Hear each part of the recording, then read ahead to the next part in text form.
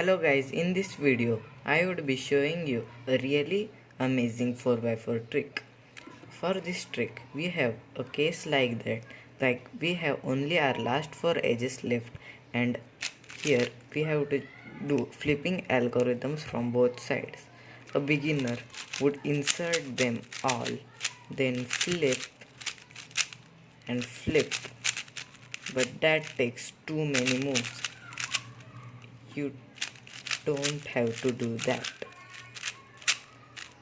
What you have to do is hold it from this angle and take out both of these edges and pair it like by doing a U and insert it in any of the two unsolved pairs like this.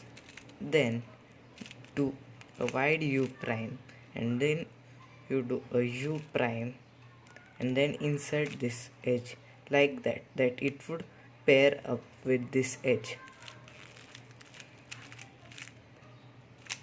and that would pair up or all the edges. It is a lot easier and less move count than our first way. The first way can be done only with beginners.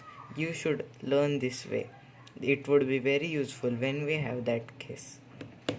Thank you for watching this video. If you find this helpful, please like and share this video and subscribe to my channel Cubing Tips and Tricks.